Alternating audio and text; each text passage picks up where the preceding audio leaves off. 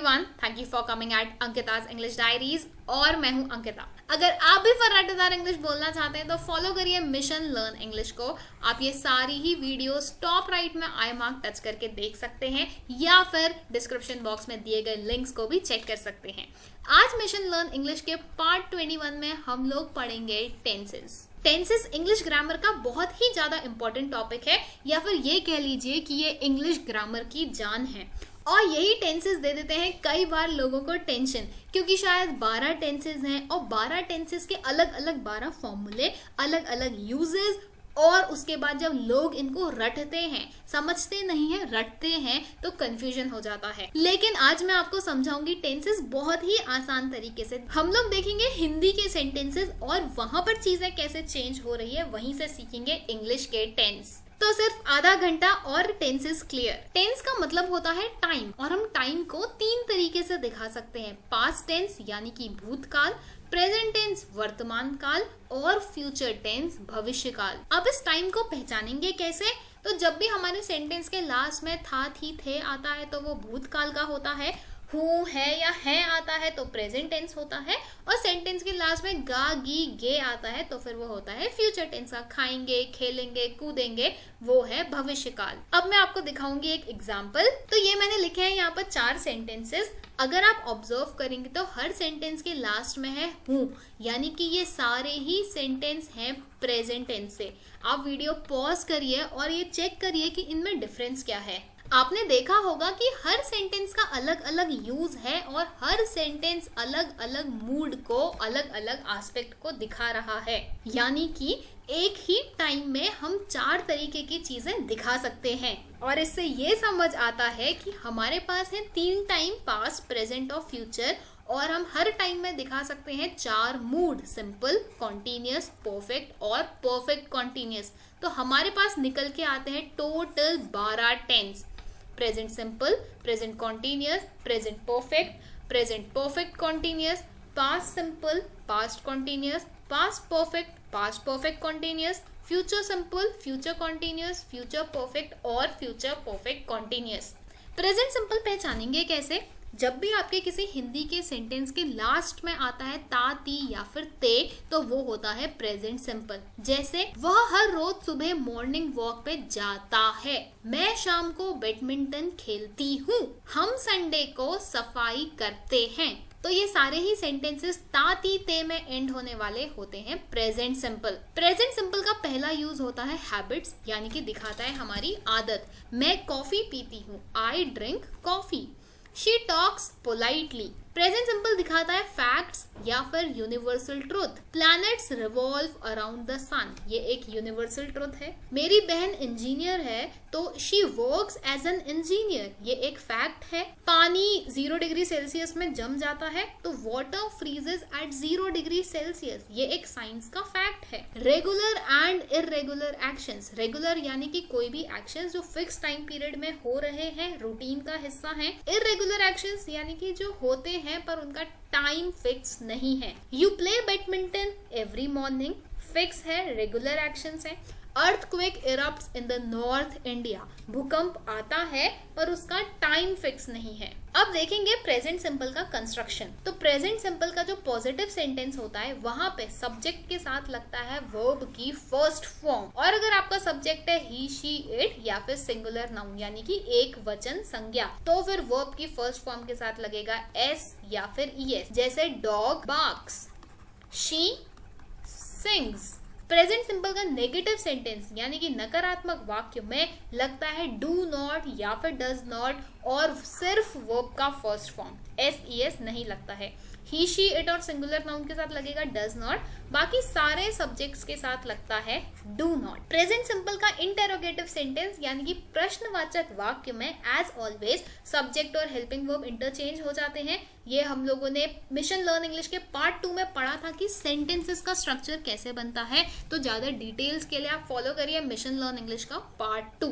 तो पहले आता है डज या फिर डू, फिर रेस्पेक्टिव सब्जेक्ट और वर्ब का फर्स्ट फॉर्म। ये देखिए एक एग्जांपल। तो पॉजिटिव सेंटेंस में सिंगुलर नाउन के साथ लगता है वर्ब की फर्स्ट फॉर्म के साथ एस या ईएस। लताशा स्पीक्स जापानीज, लेकिन प्लूरल नाउन या आई यू वी दे इनके साथ नहीं लगता है। We speak Japanese. Latasha does not speak Japanese. ये जो एस है ये बन जाता है यहाँ पे डज और यहाँ से हट जाता है, तो Latasha does not speak Japanese. We do not speak Japanese. Interrogative sentence में ये और ये एक दूसरे से जगह बदल लेते हैं, तो does Latasha speak Japanese, do we speak Japanese. Interrogative में ही अगर नेगेटिव है यानी कि क्या लताशा जापनीज नहीं बोलती है, तो नॉट की जगह पे ही रहता है। Does Latasha not speak Japanese. Not को हम लोग आगे भी शिफ्ट कर सकते हैं, तो फिर वो कॉन्ट्रैक्ट होके बन जाता है डजंट लताशा स्पीक जापनीज या फिर डोंट वी स्पीक जापनीज। अब है सेकंड टेंस प्रेजेंट कॉन्टिन्यूअस। तो कोई भी सेंटेंस जिसके लास्ट में होता है रहा, रही या रहे, हिंदी में वो होते हैं प्रेजेंट कॉन्टिन्यूअस। जैसे बाहर बारिश हो रही है, वह कार चलाना सीख रहा है, हम खेल रहे हैं। प्रेजेंट कॉन्टिन्यूअस यूज होता है वो सारी जगह जहां पर एक्शन बोलते समय हो रहा है या फिर एक्शन होने वाला है। I am speaking, मैं अभी बोल रही हूँ। We are going to a party in the evening, ये शाम का planned action है, नियर फ्यूचर में होने वाला कोई भी एक्शन। हम शाम को पार्टी में जा रहे हैं। कोई भी एक्शन जो रिपीटेडली हो रहा है यानी कि प्रेजेंट टेंस में चल रहा है, अभी नहीं हो रहा है बोलते टाइम, पर वो एक रूटीन का हिस्सा है। प्रखर अपनी क्लासेस रोज अटेंड कर रहा है, अभी नहीं कर रहा है लेकिन ये उसके रूटीन में है कि वो क्लासेस अटेंड कर रहा है। कोई भी current trend, women are wearing white pants, TikTok videos are attracting youth, या फिर pollution level is improving now. Present continuous tense बनता कैसे है? सब्जेक्ट के साथ लगता है इज, एम या फिर आर, और साथ में वर्ब का ING form. He she it और सिंगुलर नाउन के साथ इज, आई के साथ एम, यू वी दे और प्लूरल नाउन के साथ लगता है आर। नेगेटिव सेंटेंस में हेल्पिंग वर्ब और मेन वर्ब के बीच में आ जाता है नॉट। इंटेरोगेटिव सेंटेंस में सब्जेक्ट और हेल्पिंग वर्ब अपनी जगह बदल लेते हैं। थर्ड टेंस है हमारे पास प्रेजेंट परफेक्ट। तो वो सारे सेंटेंस जिनके लास्ट में आता है चुका, चुकी या चुके या फिर लिया है, वो सब होते हैं प्रेजेंट परफेक्ट। जैसे मैं खाना खा चुकी हूँ या फिर मैंने खाना खा लिया है। तो प्रेजेंट परफेक्ट का यूज कहाँ होता है? वो सारे एक्शन जो पास्ट में हुए थे और अभी हमारे एक्सपीरियंस का हिस्सा हैं। जैसे he has won many competitions this year, यानी कि इस साल उसने बहुत सारे कॉम्पिटिशन्स जीते हैं। तो कॉम्पिटिशन्स जीते हैं ये पास्ट में एक्शन हुआ था, पर जो साल है वो अभी खत्म नहीं हुआ है, टाइम अभी भी चल रहा है। मैं इसी हफ्ते 2 बार बाजार जा चुकी हूँ, तो मैं 2 बार बाजार ऑलरेडी चली गई हूँ, पास्ट में हो गया है, पर जो ये हफ्ता है वो अभी खत्म नहीं हुआ है, ये हफ्ता अभी चल रहा है। तो एक्शंस जो पास्ट में हुए थे और टाइम अभी भी चल रहा है, या फिर जो हमारे एक्सपीरियंस का हिस्सा है। मैं 6 साल से लैंग्वेज ट्रेनर हूँ, तो जो मेरा प्रोफेशन है वो अभी भी है, मुझे 6 साल हो गए हैं और मैं अभी भी अपने प्रोफेशन में हूँ। दूसरा यूज है वो एक्शंस जो अभी अभी खत्म हुए हैं, यानी कि कुछ ही देर पहले वो पिक्चर देख चुके हैं, they have watched the movie. Mona ने अपनी घड़ी खो दी है, Mona has lost her watch. अब हम लोग देखेंगे प्रेजेंट परफेक्ट का कंस्ट्रक्शन। तो सब्जेक्ट के साथ आता है हैज या फिर हैव, और साथ में वर्ब की third form he she it और सिंगुलर नाउन ले जाता है हैज, बाकी सारे सब्जेक्ट्स ले जाते हैं हैव।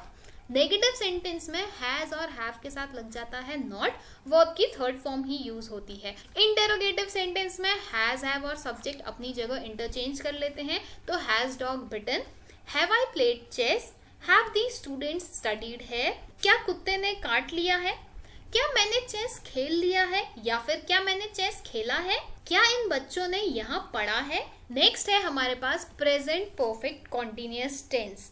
तो कोई भी सेंटेंस जहां पर हम लोग बोलते हैं 2 घंटे से पढ़ रहा है, 5 घंटे से सो रही है, 6 घंटे से खेल रहे हैं, तो जब हम लोग समय लगा के यानी कि टाइम ड्यूरेशन दिखा के बोलते हैं रहा है, रही है और रहे हैं, तो वो होता है प्रेजेंट परफेक्ट कॉन्टिन्यूअस। यानी कि कोई भी एक्शन जो कभी पास्ट में शुरू हुआ और अभी तक चल रहा है। They have been reading books for 4 hours, वो 4 घंटे से किताब पढ़ रहे हैं।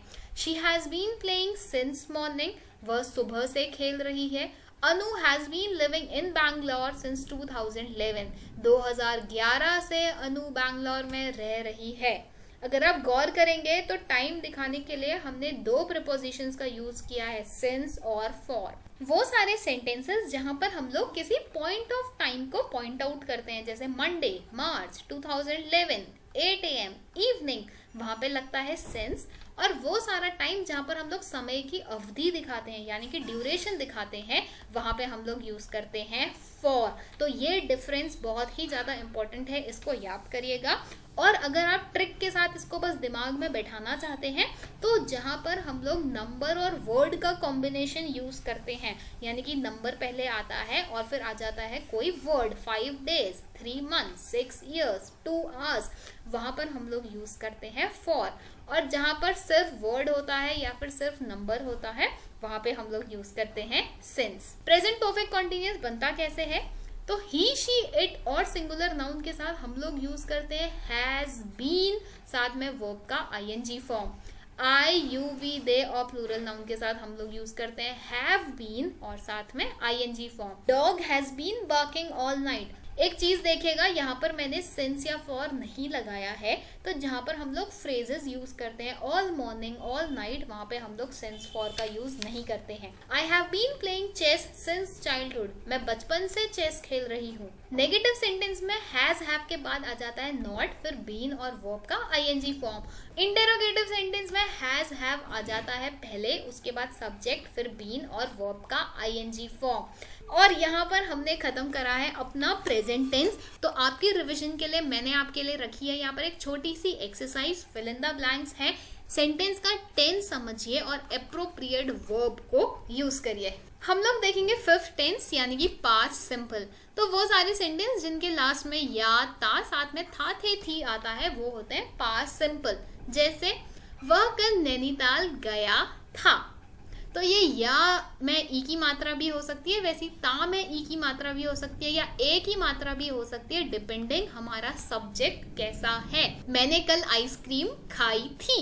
तो पास्ट सिंपल दिखाता है कोई भी एक्शन जो पास्ट में पूरा हो चुका है। They went to Delhi last week. वो पिछले हफ्ते दिल्ली गए थे।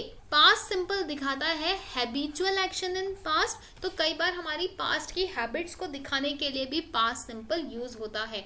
उसने कॉलेज में बैडमिंटन खेला था। She played badminton in college. अगर आपने पिछली ग्रामर वीडियो देखी थी तो वहां पर हमने मॉडल वर्ब्स में पढ़ा था कि हैबिचुअल एक्शन दिखाने के लिए हम लोग यूज करते हैं यूज टू या फिर वुड का, लेकिन आप पास्ट सिंपल भी यूज कर सकते हैं। पास्ट सिंपल बनता कैसे है? सब्जेक्ट के साथ हम लोग यूज करते हैं वर्ब का सेकंड फॉर्म। तो हमारा सब्जेक्ट कोई भी हो, he, she, it, I, you, we, they, कोई भी सिंगुलर या प्लूरल नाउन, हम लोग सभी के साथ यूज करेंगे वर्ब का second form. Barked, played, studied. अब जो वर्ब का सेकंड फॉर्म है, रेगुलर वर्ब्स होते हैं जहां पर ईडी आ जाता है लास्ट में, लेकिन हर वर्ड के लास्ट में ईडी नहीं आता है। कई जगह वर्ड पूरा पूरा चेंज हो जाता है, जैसे गो का बन जाता है वेंट, और कम का बन जाता है केम, ईट का बन जाता है एट।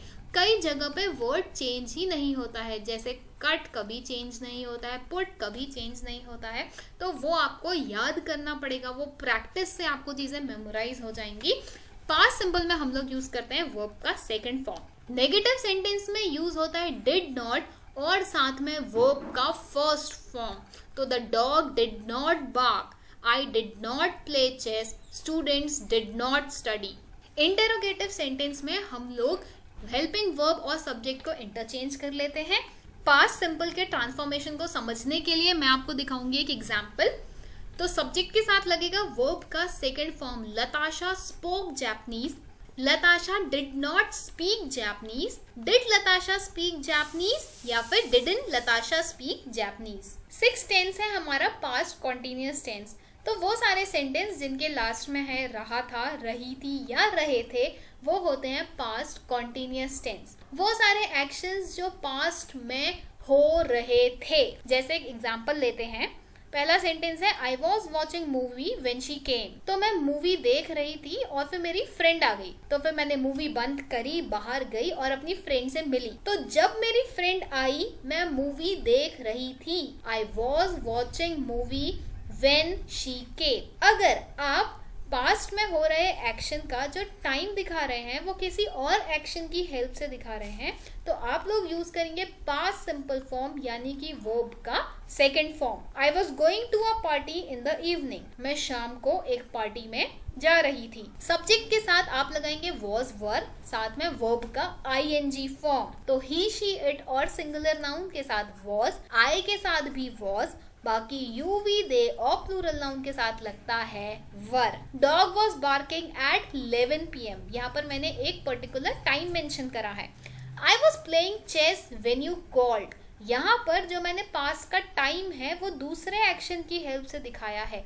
जब तुमने फोन करा मैं चेस खेल रही थी, तो ये है वर्ब का second form. When I went to the class students were studying. ये है पास्ट कॉन्टिन्यूअस और ये टाइम दिखाने के लिए मैंने यूज करा है इसका वर्ब का सेकंड फॉर्म। नेगेटिव सेंटेंस में वॉज और वर के साथ लग जाता है नॉट, साथ में वर्ब का ing फॉर्म। इंटरोगेटिव सेंटेंस में वॉज वर सब्जेक्ट के साथ इंटरचेंज हो जाते हैं। नेक्स्ट है हमारे पास पास्ट परफेक्ट टेंस। तो वो सारे सेंटेंस जिनके लास्ट में आता है चुका, चुकी, चुके, साथ में था, थे, थी, तो वो होते हैं पास्ट परफेक्ट। अभी हमने पास्ट कॉन्टिन्यूअस में देखा था कि मैं मूवी देख रही थी और फिर मेरी फ्रेंड आई, तो हमने दूसरे एक्शन का यूज करा बताने के लिए टाइम। पास्ट परफेक्ट में भी वही होता है, हम लोग दो पास्ट के एक्शंस का यूज करते हैं और ये बताने के लिए कि पहले कौन सा एक्शन हुआ हम लोग यूज करते हैं पास्ट परफेक्ट। जैसे कि जब मेरी मम्मी की दोस्त घर आई, मेरी मम्मी मार्केट जा चुकी थी। तो ये दोनों एक्शंस हैं भूतकाल के। मेरी मम्मी की फ्रेंड का घर आना यानी कि आंटी का घर आना और मेरी मम्मी का बाजार जाना। लेकिन कौन सा एक्शन पहले हुआ ये दिखाने के लिए हम लोग यूज करते हैं पास्ट परफेक्ट। तो मेरी मम्मी पहले मार्केट चली गई थी, उसके बाद मेरी मम्मी की फ्रेंड घर आई। When we reached the theater, the movie had started. तो जब हम सिनेमा पहुंचे मूवी स्टार्ट हो चुकी थी यानी कि ये एक्शन पहले हुआ। I hurried to meet the manager but he had already left. तो मैं मैनेजर को मिलने जा रही थी लेकिन मैनेजर पहले ही जा चुका था, तो ये एक्शन हुआ है पहले। तो जब भी हमारा पहला एक्शन होगा उसको हम दिखाएंगे पास्ट परफेक्ट फॉर्म में और सेकंड एक्शन हम लोग हमेशा दिखाते हैं पास्ट सिंपल यानी कि वर्ब का सेकंड फॉर्म। पास्ट परफेक्ट का पॉजिटिव सेंटेंस बनाने के लिए हम लोग यूज करते हैं हैड और साथ में वर्ब की थर्ड फॉर्म। नेगेटिव सेंटेंस में लग जाता है हैड के साथ नॉट, साथ में वर्ब की थर्ड फॉर्म। और इंटरोगेटिव सेंटेंस में हेल्पिंग वर्ब और सब्जेक्ट अपनी जगह बदल लेते हैं, तो पहले हैड फिर सब्जेक्ट और फिर वर्ब की थर्ड फॉर्म। नेक्स्ट टेंस है हमारे पास पास्ट परफेक्ट कॉन्टिन्यूअस टेंस। तो जैसे हम लोगों ने प्रेजेंट परफेक्ट कॉन्टिन्यूअस में पढ़ा था कि 2 घंटे से पढ़ रहा है, 4 घंटे से सो रही है। पास्ट परफेक्ट कॉन्टिन्यूअस में हो जाता है 2 घंटे से पढ़ रहा था, 4 घंटे से सो रही थी। तो कोई भी सेंटेंस जो पास्ट में शुरू हुआ फिर कुछ टाइम के लिए चला और पास्ट में ही रुक गया, और ये कब रुका इसको दिखाने के लिए हम लोग यूज करते हैं किसी दूसरे एक्शन का। जैसे पास्ट परफेक्ट में हम 2 एक्शन यूज कर रहे थे, वैसे ही पास्ट परफेक्ट कॉन्टिन्यूअस में भी 2 एक्शन यूज करेंगे। पास्ट परफेक्ट में हम दिखा रहे थे काम खत्म हो चुका था, पास्ट परफेक्ट कॉन्टिन्यूअस में हम लोग टाइम ड्यूरेशन दिखाएंगे। जैसे वो 4 घंटे से बुक पढ़ रहे थे जब लाइट चली गई, तो पहले उन्होंने बुक पढ़ी और वो 4 घंटे से पढ़ रहे थे और फिर लाइट चली गई। उसकी मम्मी ने डांटा क्योंकि वह सुबह से खेल रही थी, तो यहाँ थी सुबह और वो खेल रही थी और फिर उसकी मम्मी ने उसको डांटा। तो पास्ट परफेक्ट कॉन्टिन्यूअस दिखाता है कोई भी एक्शन जो पास्ट में स्टार्ट हुआ है, कुछ टाइम चला है और फिर वो वहां पर रुक गया है, और वो कहाँ पे रुका है उसको दिखाने के लिए हम दूसरे एक्शन का यूज करते हैं। सेंटेंस बनता कैसे है? सब्जेक्ट के साथ लगता है हैड बीन, साथ में वर्ब का ing फॉर्म। नेगेटिव सेंटेंस में हैड और बीन के बीच में आ जाता है नॉट, यानी कि subject plus had not been verb का आईएनजी फॉर्म। इंटेरोगेटिव सेंटेंस में पहले हेड, फिर सब्जेक्ट, फिर बीन और वर्ब का आईएनजी फॉर्म। तो यहाँ पर हमारा खत्म हुआ पास्ट टेंस। दोबारा से हमने कवर करे 4 tenses, past simple, past continuous, past perfect और पास्ट परफेक्ट कॉन्टिन्यूअस। आपके रिवीजन के लिए मैंने दिए हैं यहाँ पर कुछ सेंटेंसेस। सेंटेंस को पढ़िए, टेंस समझने की कोशिश करिए और उसके बाद एप्रोप्रिएट ब्लैंक भरिए। हम लोग पढ़ेंगे फ्यूचर सिंपल। फ्यूचर सिंपल होता है कोई भी एक्शन जो फ्यूचर में होगा, जैसे वह गाना गाएगा, हम खेलेंगे, वह खाना पकाएगी, He will go to Pune next month. Future simple कई बार इंस्टेंट डिसीजन भी दिखाता है। इंस्टेंट डिसीजन का मतलब देखिए, जैसे अचानक से लिया हुआ कोई भी डिसीजन। मान लीजिए आपके पास आपके फ्रेंड्स आते हैं और आपसे कोई पूछता है कि क्या तुम आज मूवी देखने चलोगे, और आप अचानक से डिसाइड करते हैं और आप बोलते हैं हाँ मैं भी चलूंगा, तो yes I will also go या आई विल ऑल्सो कम। तो ये है आपका इंस्टेंट डिसीजन। इसका उल्टा होता है एक प्लान्ड डिसीजन। आप पुणे जा रहे हैं और आपने पुणे कराने के टिकट भी करा लिए हैं, तो वो फाइनल है। तो आप बोलेंगे I am going to Pune next month. यहाँ पर जब हम बोल रहे हैं he will go to Pune next month, तो ये भी फ्यूचर का टेंस है कि वो पुणे जाएगा, लेकिन यहाँ पे श्योरिटी नहीं। अगर आपको श्योरिटी दिखानी है, आपको दिखाना है कि फाइनल है, तो आप बोलेंगे he is going to Pune next month. Subject के साथ लगता है विल, साथ में वर्ब की फर्स्ट फॉर्म। नेगेटिव सेंटेंस में विल के साथ आ जाता है नॉट, और इंटरोगेटिव सेंटेंस में विल और सब्जेक्ट दोनों एक दूसरे को कर लेते हैं इंटरचेंज, वर्ब की फर्स्ट फॉर्म। 10th टेंस है हमारे पास फ्यूचर कॉन्टिन्यूअस। तो जिन सेंटेंस के लास्ट में आता है रहा होगा, रही होगी या रहे होंगे, वह कल को इस टाइम पे सो रहा होगा, वह शाम को पढ़ रही होगी, हम संडे को नैनीताल घूम रहे होंगे, ये है फ्यूचर कॉन्टिन्यूअस। तो कोई भी एक्शन जो फ्यूचर में होगा और हम उसके होते हुए हम उसको दिखा रहे हैं। She will be working in her office at 12 noon tomorrow. कल दिन में 12 बजे वह अपने ऑफिस में काम कर रही होगी। मैं संडे को अपना घर साफ कर रही होंगी। I will be cleaning home on Sunday. We can not join them for a movie because we will be travelling this Saturday.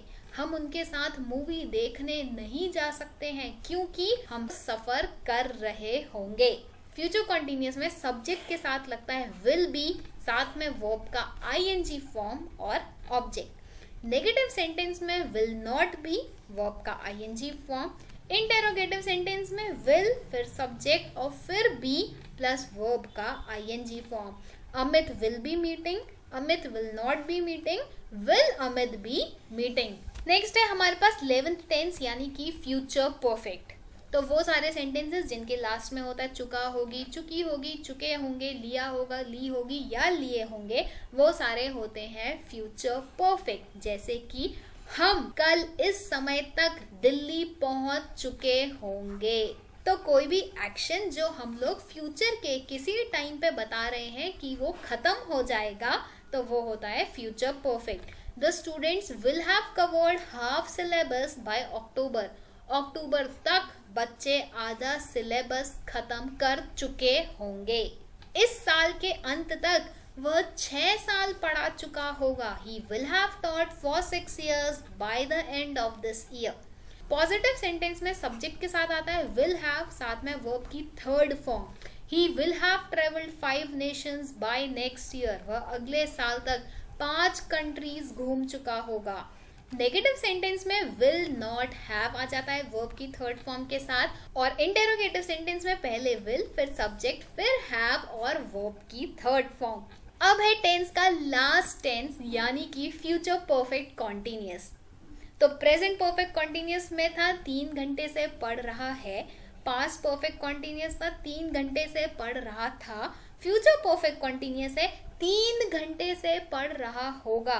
तो यानी कि कोई भी एक्शन फ्यूचर में हो रहा है और हम लोग बता रहे हैं कि इतनी देर तक उसको होते हुए इतने घंटे या इतने मिनट हो जाएंगे। जैसे जब तक तुम ऑस्ट्रेलिया से आओगे मुझे गिटार सीखते हुए 2 साल हो जाएंगे। यानी कि मैं कभी गिटार सीखना शुरू करा है या फिर करूँगी, और जब तक वो ऑस्ट्रेलिया से आएगा मुझे 2 साल हो जाएंगे। He will have been living here for 5 years by next month. अगले महीने उसे यहाँ रहते हुए 5 साल पूरे हो जाएंगे। तुम्हें इस कंपनी में काम करते हुए जनवरी में 3 साल पूरे हो जाएंगे।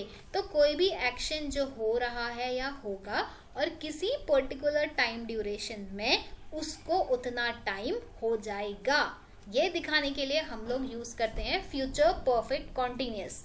बनता कैसे है? विल हैव बीन साथ में वर्ब का आईएनजी फॉर्म लगता है। नेगेटिव सेंटेंस में विल नॉट हैव बीन साथ में वर्ब का आईएनजी फॉर्म।